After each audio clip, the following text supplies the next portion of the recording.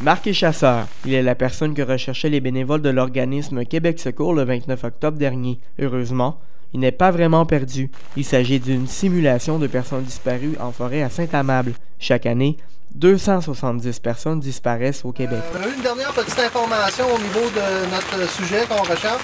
Il porte des bottes de combat. Donc, pour ceux qui savent un peu là, qu'est-ce que ça a l'air, le tracé de la botte de combat, là, si vous voyez des traces de bottes de combat, c'est pertinent. À la base, c'est pour vous signaler qu'on part. C'est bon. On part, go! Les recherches sont effectuées par groupe qui sillonnent en rangée les chemins du bois à la recherche du moindre indice. Même une branche cassée peut s'avérer être une piste intéressante pour la recherche.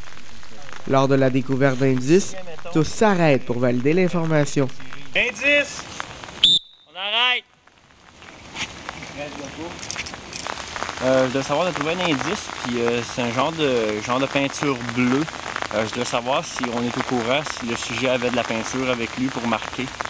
Toute recherche, normalement, jusqu'à preuve du contraire, là, ça va mener vers une scène de crime.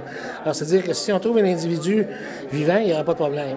Si on trouve un individu décédé, il est peut-être décédé par cause naturelle, il est peut-être décédé par un assassinat ou autre. Ces bénévoles sont formés pour offrir les premiers soins à la victime.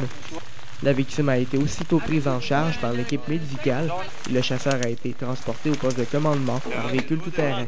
Je suis extrêmement satisfait de l'opération. D'abord, que nos bénévoles soient venus, qu'on ait en plus eu des bénévoles spontanés, même si c'est juste une simulation.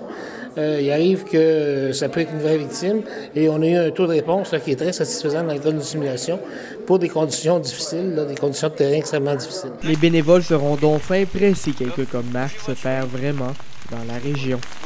Bruno Beauregard, la Cité collégiale, Saint-Amable.